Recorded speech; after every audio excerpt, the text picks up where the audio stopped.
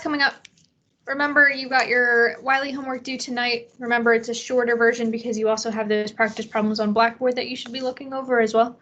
And then your next homework for chapter 4 will be up today. So if we don't get to talking about chapter 4, it's unfortunate that we won't touch it until Wednesday. But you do have chapter 4 homework for this week. Anyway, so last time we went over the So the Blackboard questions, they're not being collected, they're not being graded. You have the answers, you can check them over yourself. They're mainly just to help you get as much practice as you need. You do as many of them or as little of them as you need to feel confident that you can do the problems. But that's not part of the homework grade for this week. That's just what's through Wiley.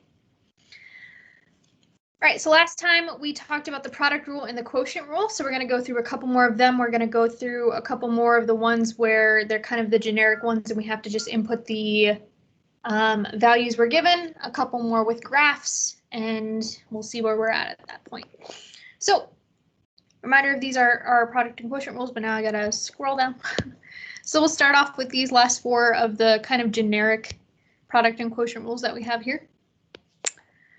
So if we start with the number 3. So remember, we have essentially whenever you have kind of 2 occurrences of a variable, so we cubed and then a t inside of the natural log, that's a tip off that we have a product rule. So again, remember, I like to kind of come off to the side. I guess this isn't the side, but you know what I mean. And kind of do a little chart for all of the pieces of the product rule. So we have t cubed and then the natural log of t plus 1. And then you have to find the derivative of each piece, because remember the derivative in general is f prime g plus fg prime. So I've got to find all the pieces. Derivative of t cubed, 3t squared, bring the power down, subtract 1 from the power. Derivative of the natural log of t plus 1 is technically a chain rule. So we have 1 over t plus 1, which essentially takes care of the natural log piece because that's our outside function. And then we have to take the derivative of the t plus 1, which is just 1 plus 0, which is 1. So that essentially we don't really need because it's being multiplied, and anything multiplied by 1 is itself. So we just get 1 over t plus 1 for that derivative there. So then our entire piece, our entire derivative, putting it all together, we have our f prime times g plus f times g prime.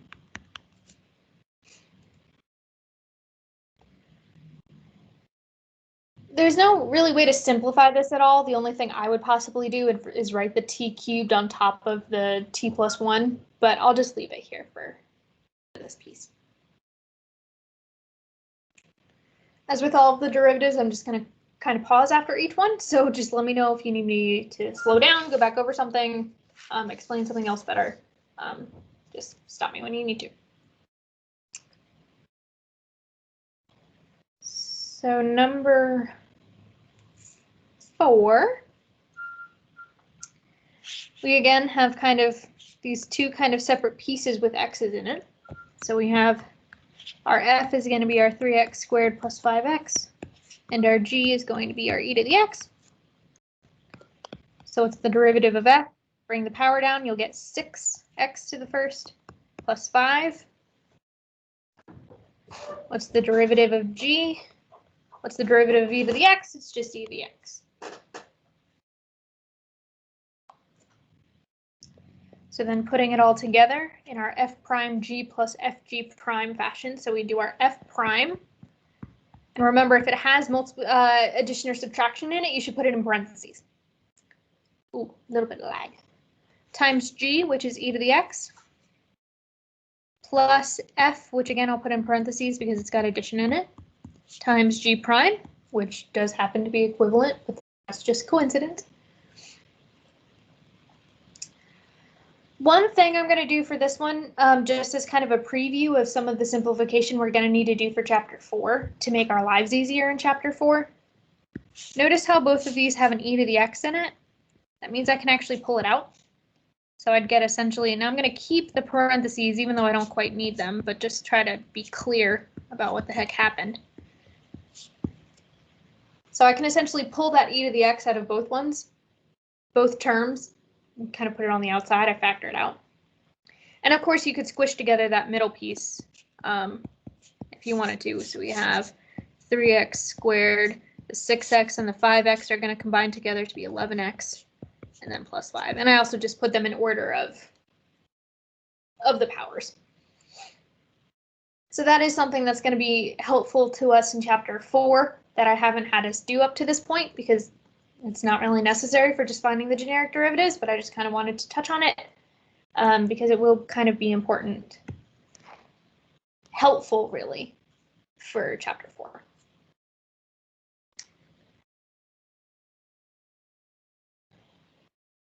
So I'm going to hold on for 2 more seconds. So hopping over to number 7, now we've got a quotient rule. Now this one, remember before that I said that technically, and we did one like this before, come on, where you can do it, you can always do the quotient rule in 2 ways. Once it scrolls up, that one's fine, that one's not. There we go. So remember, you can always do the quotient rule in a different way if you want to rewrite the denominator to the negative first power and then do a product rule. You can totally do that. In this case, this is one that would be not too bad for that, because what you would have is you would just have 1 plus e to the x to the negative first, and you would just have a chain rule. But I'm just going to go ahead and do the quotient rule. But just in case you're curious if this would be one of the kind of better functions to do that kind of idea with, this would be one of the better ones. But so what's our derivative of f? Derivative of 1 is 0 because that's constant. Derivative of 1 plus e to the x is going to be 0 plus e to the x, so just e to the x. So let me erase the rest of that. And so remember now when I have to put it all together, we need f prime g minus fg prime all over g squared. Well, okay, so let me put g squared in my little group of pieces here. Sometimes I forget to put it in my little chart, but I always just put it in at the end. So our f prime is 0, so let me just write this out in full generality. So 0 times 1 plus e to the x, of course, is going to be 0, so you could just not write it. Minus f times g prime all over g squared. So of course, let's just reduce this the tiniest bit. Negative e to the x over 1 plus e to the x all squared.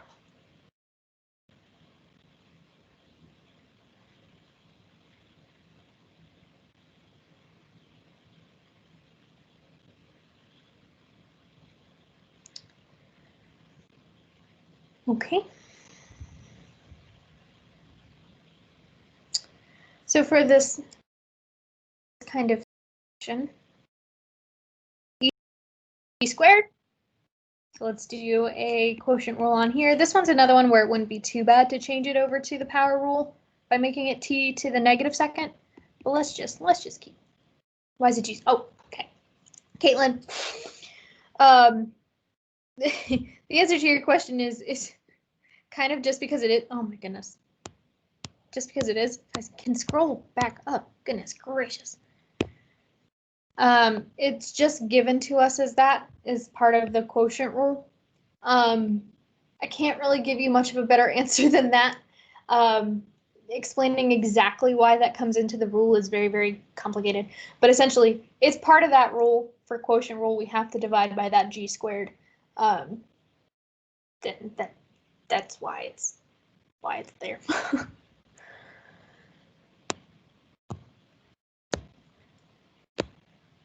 So quotient rule, we always pick up that divided by g squared because they tell us we have to, and we trust and believe that they created the correct rule. So where was I? Here I am. So derivative of f, since f is e to the t, is just e to the t. And then G prime would be 2t, and then G squared would be t squared squared, which that one's simple enough to simplify to t to the fourth. If it's not simple enough to simplify super quickly, you don't really need to worry about it. But since that one, like the last one, the 1 plus e to the x all squared, just leave e to the x all squared. Simple enough, since it's just t squared all squared, to rewrite it as t to the fourth. So now we put it together using our quotient rule. So f prime times g minus f times g prime all over g squared.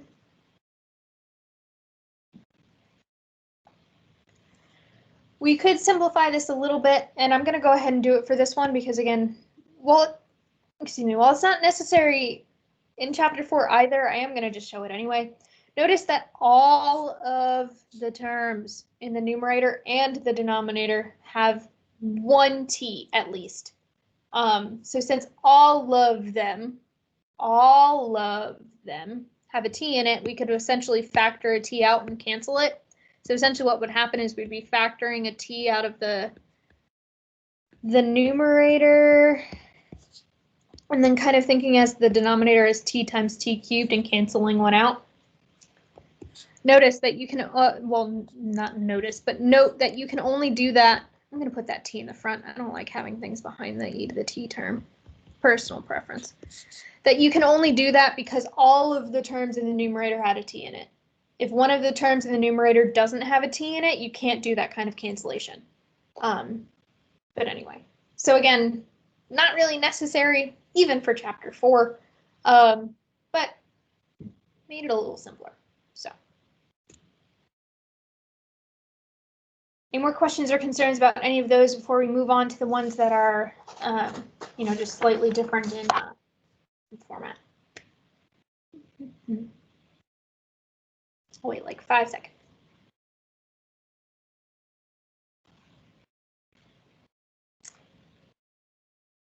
Okay. Asking questions in class is so much easier because I can just see if anyone raises their hand, but here I have to wait in case things come into the chat.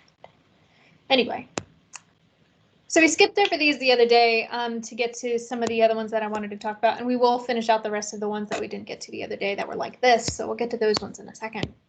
The first thing is I want to talk about these ones about tangent lines. So we found a tangent line before in chapter 2, and we wrote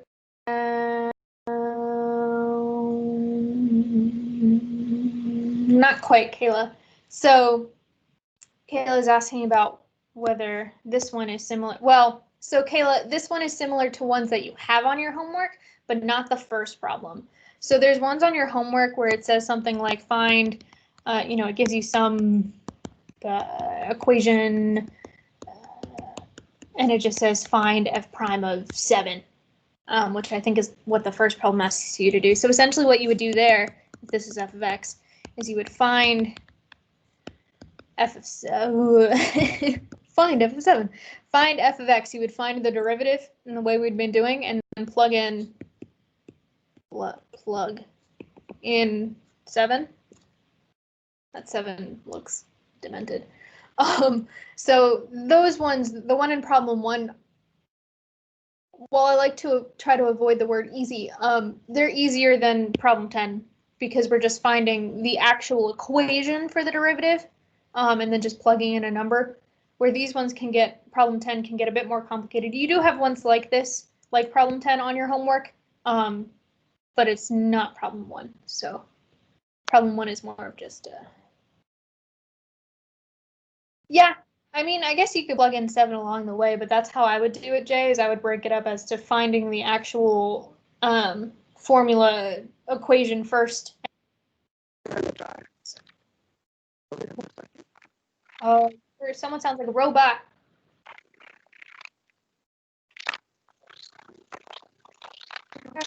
You randomly come up with me. You also sound like a robot, so I can't understand you.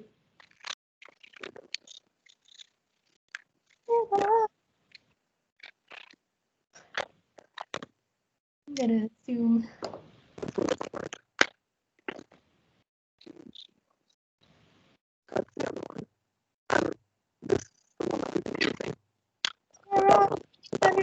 Can you type into that, Sarah? Because I can't understand you. There must be something wrong with your mic.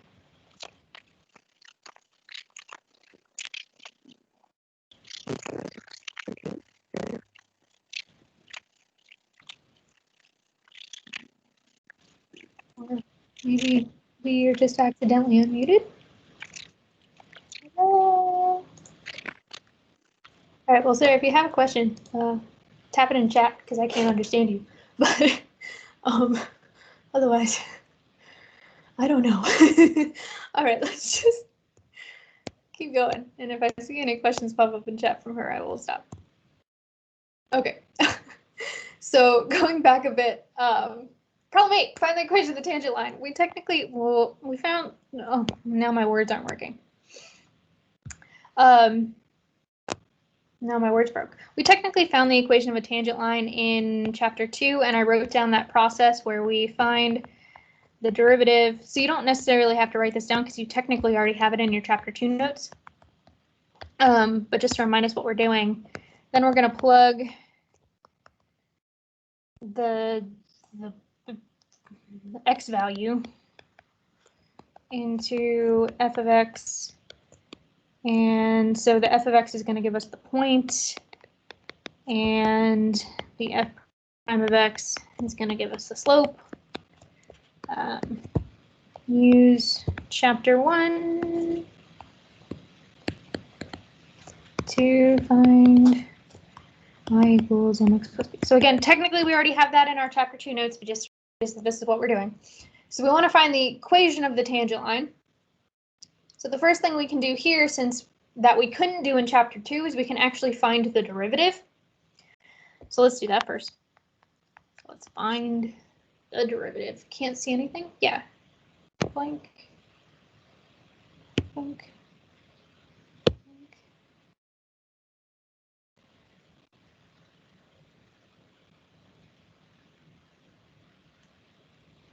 Oh, it's up on that one, but not on that one. There we go. All right. Hopefully you can see it now. Cool. So again, what we couldn't do in chapter 2 is we couldn't find the actual derivative formula, which we can do now. And again, these we have in chapter 2 notes. So if we take the derivative here, we're going to have 3x squared plus 4x minus 5 plus 0, but you don't really have to write that down. And now what we're going to do is, since we want the tangent line at x equals 1, we're going to find the derivative value at 1 and also the original function value at 1. So if we plug in 1, since anything times 1 is itself, I'm just going to kind of write the coefficients. So 3 plus 4 minus 5. So what was that? 7 minus 5, so 2. And then f of 1 would be 1 plus 2 minus 5 plus 7. So 3 plus 7 is 10, minus 5 is 5. So essentially that means that our slope is 2 and our point is 1, 5. So now that we have a point and a slope, we can find the equation of the line. So I'll pause for a second before I do that. So we want y equals mx plus b. So plug in the x and the y and the m. So we've got 5 equals 2 times 1 plus b. 2 times 1 is 2, so then we have to subtract it over to the other side. So we have that b is equal to 3.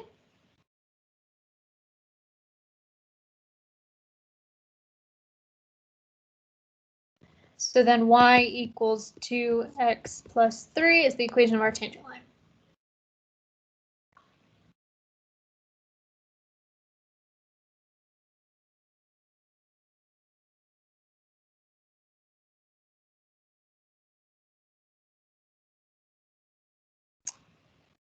All right. So let me know if you have questions on that. I'm going to scroll down in 2 seconds. So So say we want to do the same thing, but for a now slightly more difficult equation because we're going to have a chain rule here instead of just a bunch of power rules. But the idea is the same, is that we start by finding the derivative. So if we have the natural log of 2x plus 3, that's going to be a chain rule where our outside function is essentially that natural log of something. So we have 1 over 2x plus 3. But then we have to take the derivative of the 2x plus 3, which will be 2 plus 0. So I'm just not going to write it. Not write the plus 0. So now I need to find what f prime of -1 and what f of -1 are. I essentially take that number that I'm finding the tangent line at and plug them into both the original function and the derivative. So we've got 2 over essentially -2 plus 3, 2 times -1. So we'll have 2 over 1, so 2. And then we have natural log of -2 plus 3, so natural log of 1.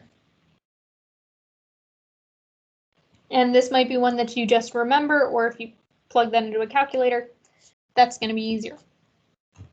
So remember, the natural log of 1 is always 0. That's one that you might want to just commit to memory, but oh, lagging a lot. Sorry. Yeah. So let me hold on for a second and let that catch up. Sorry, both of mine are on track. But so let me just babble a little bit. So we found the derivative.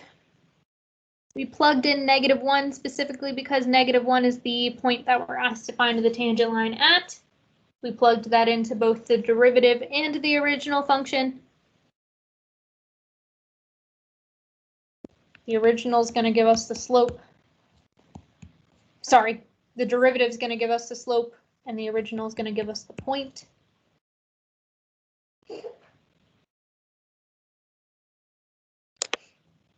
Does it seem like it's caught up, Gwen? Since both of mine aren't lagging, I don't know how long to wait.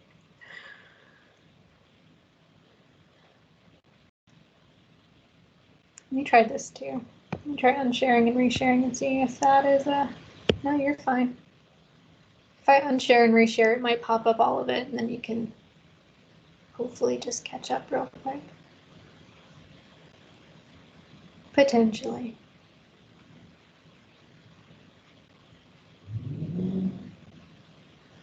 Do you see everything now? You should see all the way up to, okay, cool. So I'll hold on one more second while you catch up a little bit, in case anyone else has the same problem too.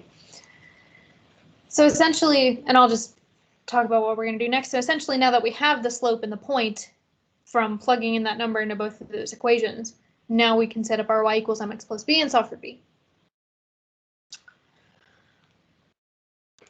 So essentially, the y value we have is 0, so we'll have 0 equals 2 times -1 plus b.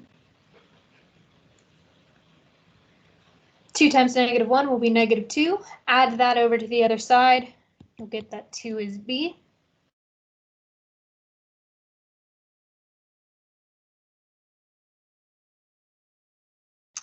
And so our equation will be y equals, what's our slope? 2x plus 2. Wait.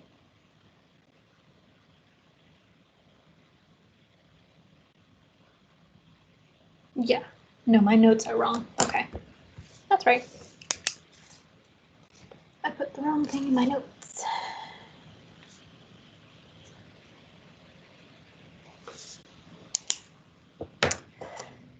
All right. So, any questions on finding the equation of a tangent line? I'll wait 5 seconds.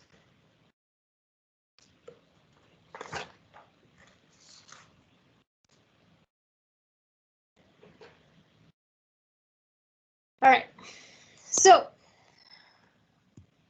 let's finish up the rest of the ones that kind of are like this. So this one we did the other day, so we're not going to go through it again. But remember, essentially here we're finding the generic and then just using the values that were given to plug in.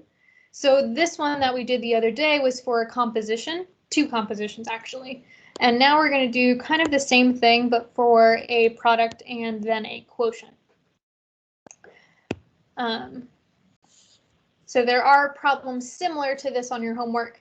They're like the last 2 or 3 questions, I believe, but anyway. So say the first thing we want to find is h prime of 2, where we're given that h is essentially the product of f and g. So the first thing we want is the very generic derivative, which is going to come from essentially using the product rule. In this case, it's going to kind of directly mirror the product rule because it's kind of in the correct format. So we'll have f prime of x times g of x plus f of x times g prime of x, which is just coming straight from using our product rule. Derivative of the first times the second, plus the original first times the derivative of the second. We want to plug in 2 everywhere we see an x.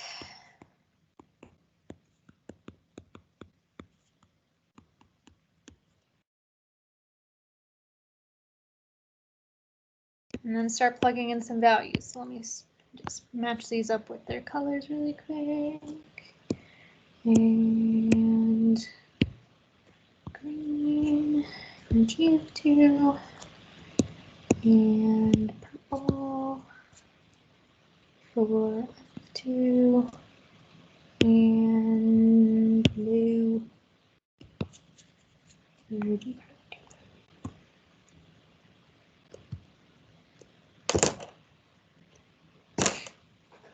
So we have, what do we have? F prime of 2 is 5. Why am I still blue? Because I didn't change back. Duh. So we have 5 times 3 plus 1 times 6. So 15 plus 6 is 21.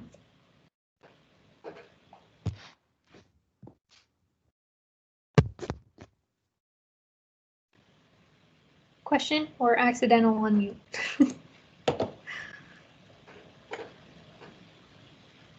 I'm gonna assume accidental unmute. Okay.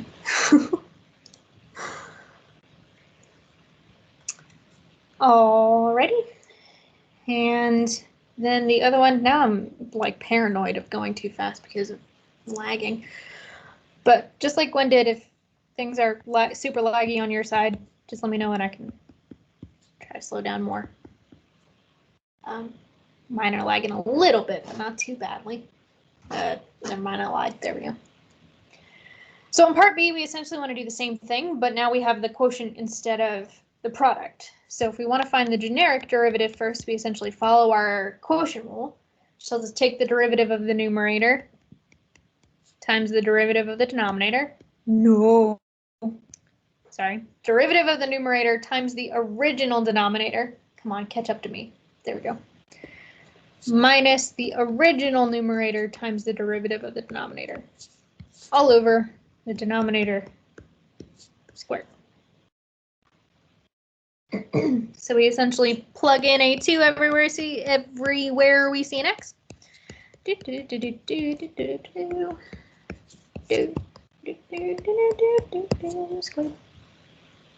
Ooh, I wrote a little too fast for it. And let me just pull out my colors again. So f prime of 2 is there. G of 2 is also down here. And then G prime of 2 and f of 2.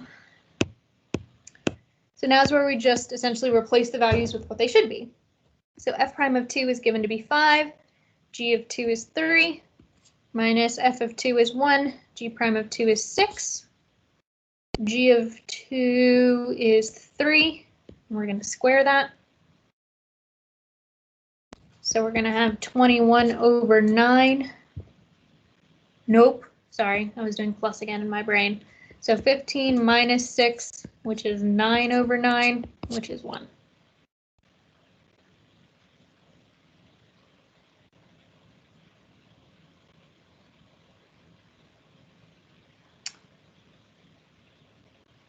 questions and answers on that? I'll wait 5 seconds.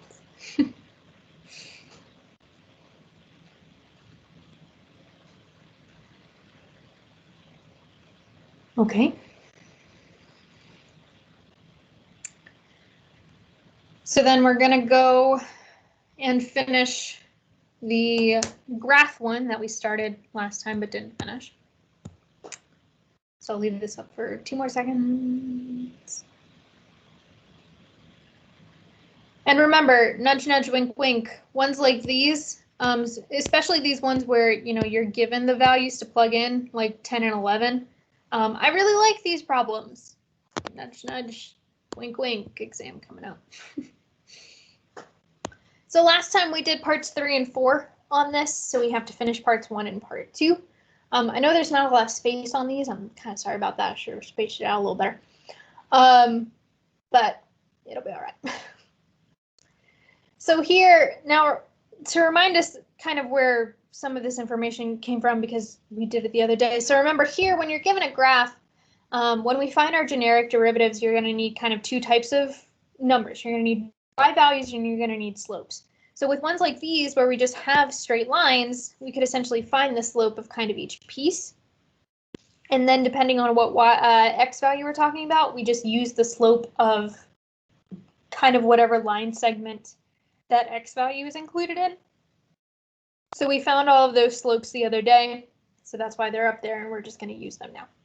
I will say, brain, that I want to apologize. There's a question on your homework, 2 of them actually. Where did it go? Where's my, what? I'll just do this one. That, come on, over here. Include graphs that look like this. I want to apologize for those. They are multiple choice, so I think most of you were just guessing until you got the right answer, which is kind of okay. But these ones, it was my first time assigning these ones, and they are more complicated than I thought they would be, specifically finding the tangent line slopes that you need to be able to solve them. So while this is this kind of idea of we find the tangent line and we find the slopes, so say you wanted the slope right here, you needed f prime of 3, you would need, the tangent line and then to figure out the slope of that tangent line. So I do apologize for those. Try your best. Just guess if you need to. I will say, if on a quiz or exam I were to ask you a question like these, no, I just did the same thing. Oopsies. I want to get back to the notes. If I were to ask you a question on a quiz or exam, it would be like this one in our notes, where it's actually a straight line and you can find the slope very easily. That, or I would possibly just give you the tangent line to be able to find the exact slope. Why does that one not have the thing up yet? So just hopefully that's good news, is that if I were to ask you one with a graph, it would be something like this, where you can find the slope 100% fully without having to kind of guess at it. But anyway, so let's start going through this. So we want h prime of 1, where h of x is the composition f composed with g, so f of g of x. So because I have such little space here, I'm going to kind of do 2 steps at once, but the other step is a tiny step. I'm going to take the generic derivative and plug in 1 at the same time, just for the x's.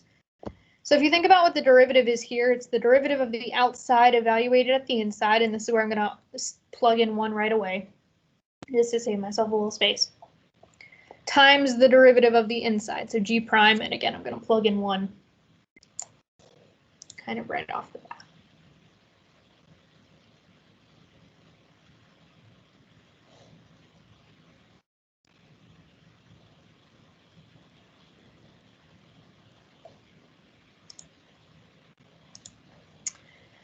So now we have these values and we want to find out what they are. So remember, when solving a composition, you always have to work inside out. So we need g of 1 first. So what is g of 1? If we go to 1 on our graph and then up to our function g, which is the orange one, we're going to be right here. So we're going to be at 7. So since g of 1 is 7, we're going to have f prime of 7 times g prime of 1.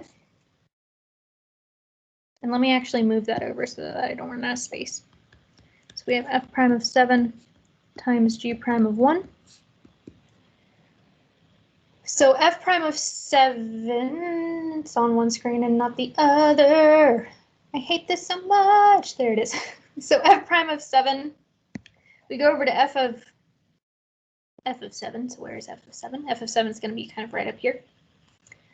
So which line segment is that on? That's on essentially that second line segment. So what's the slope of that line segment? The slope is 0. So f prime of 7 is going to be 0. And then g prime of 1. Well, the slope of g is the same everywhere, but since it's on that line, the slope of g at 1 is going to be -1. So we have 0 times -1 is 0.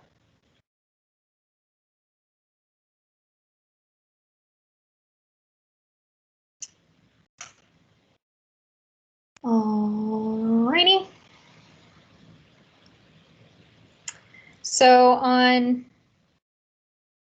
the next one, because I don't see any questions, same kind of idea, but essentially now our composition is kind of flip-flopped, if you will. So if we want k prime of 2, the derivative would be g prime of f at 2. So the derivative of the outside, so g prime, at the inside, so g prime of f, times the derivative of the inside, so f prime of 2. And again, I kind of did a double step there and plugged into it at the same time. How did I get 7? So that was finding out what g prime of 1 was. So if I go over to x equals 1 and then go up to my function g, what y value am I at? I'm at 7. So that was a y value that we needed. So the g of 1 was equivalent to 7.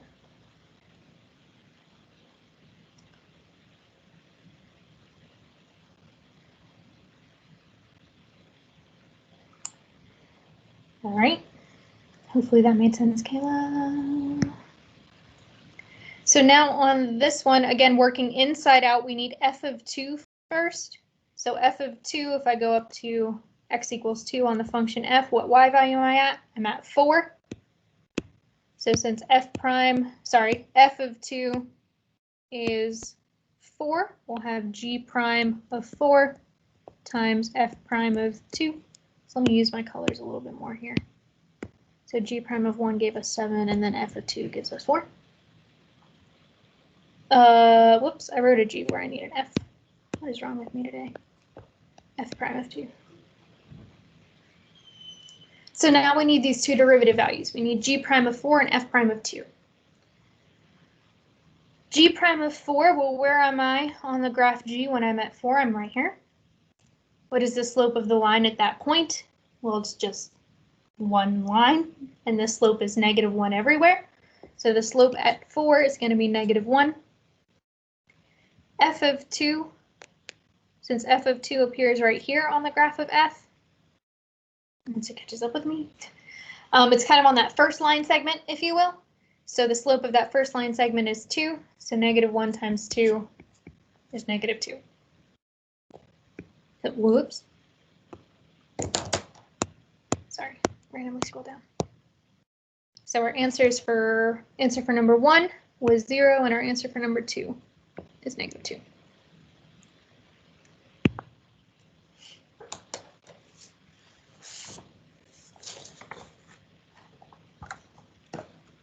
Questions, concerns on any of that?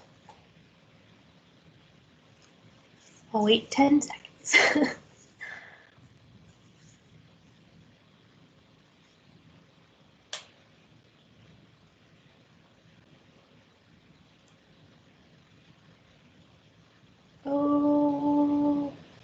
Okay.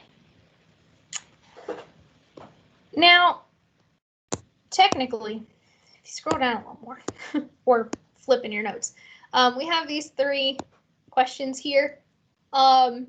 I'm going to write the answers up and put them on Blackboard, but we're going to skip them. The reason that it's perfectly fine that I'm skipping them is because we already know how to do these. It's just that the only extra thing we were going to do here is actually find the derivative function instead of having to use our, instantaneous rate of change. Cutting out like my voice or the stuff. Hopefully it's okay. Audio is cutting out? It's not telling me that it's angry at me like it used to. I'm not doing anything weird. Hopefully we've only got 10 minutes. So hopefully it's better now, yay! So we're gonna skip these last three because they're very similar to things that we did in chapter 2. It was just that we were now going to actually find the derivative using our derivative rules instead of the instantaneous rate of change. And I want to move on to the very beginning of chapter 4 because we do need to get through that. So these answers will be up on Blackboard if you want to see them. But again, they're very similar to things we've already done before. So I do feel kind of okay with moving past it because I want to get some of these first definitions for chapter 4 out of the way, so that can start getting done. I don't think it's any of you in this class, but I know there were a very few amount of people, and by that I mean like 1 or 2, that I sent notes to like a month ago. If you are one of those, and again, I don't think anyone in this class was, but just in case, your notes are going to be the tiniest bit different, just right here. And I do apologize for that. I meant to email you, but again, I don't think it was anyone in this class. I think it was my other class, so I still have time to email them. Anyway, so the mass majority of them is going to be the same, but that one example down there is going to be different in case you already have the notes from way back when. It's not, again, most of you, that doesn't have to do with you. Anyway, so chapter 4 is all about finding maximum and minimum values, and also these things called inflection points. But anyway, so remember that the derivative tells us slope. I said that about 5 million bajillion times because it's that important. But we can also provide us information about where a function is increasing or decreasing. And then remember that the second derivative tells us about how the function is curving. We have that concavity. So remember, we kind of have these relationships between f prime, and f double prime. We've written down this table before, but let's just take it down one more time. So this was where, say, if the first derivative was positive, the original function is increasing, but we don't know anything about the second. If the first derivative is negative,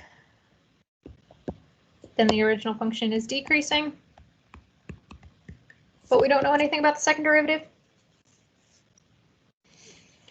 And then if the second derivative is positive, we know that the derivative is increasing, the first derivative, and the original function is concave up.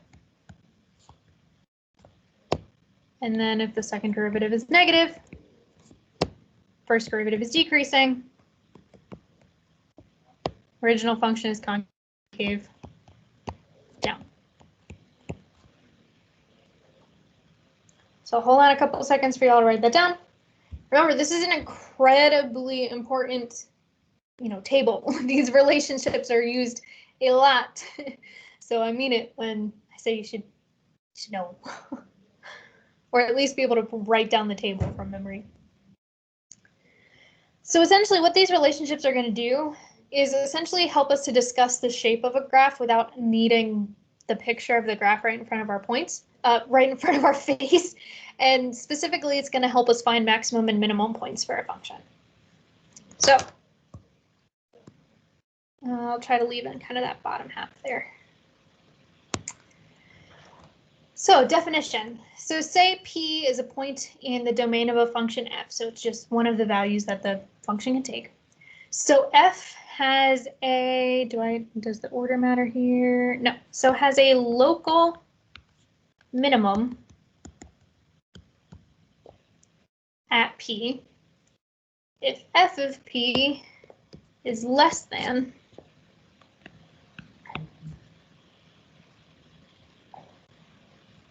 or equal to, is that what I'm going for?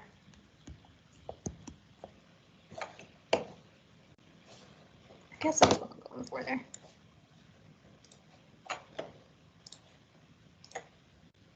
So less than or equal to the values around P. And I'll kind of draw a picture in a second in case you're not entirely sure what I mean by that. And then F has a local maximum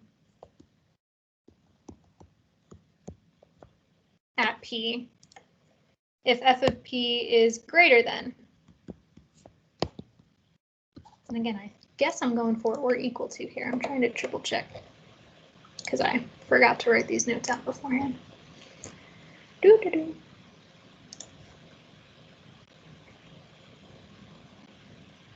Yep, that's what I'm going for, or equal to. I was wondering why that line was so long. So essentially what I mean by this is, say I have some whoop, whoop, whoop, whoop, whoop. I don't know, graph that looks like that. So essentially these 2 points here would be local mins. And these 2 points here would be local maxes.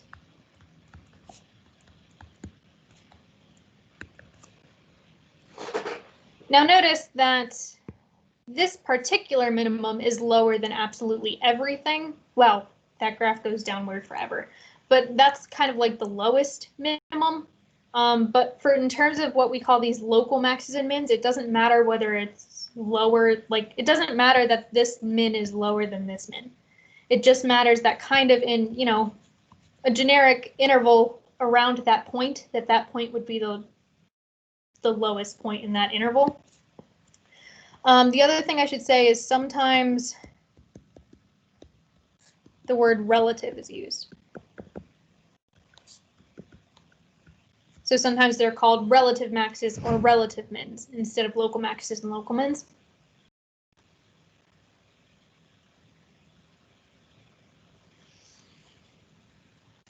So really quickly looking at this last bit, and this is kind of, I'll start next time by going over this part again. But just looking at this really quick, we have this function here, and say I wanted to estimate the x values where the function attains a local min. Well, the local min kind of happens down here at this point right here. Now these numbers might be a little blurry, but that's going to be at x equals 1.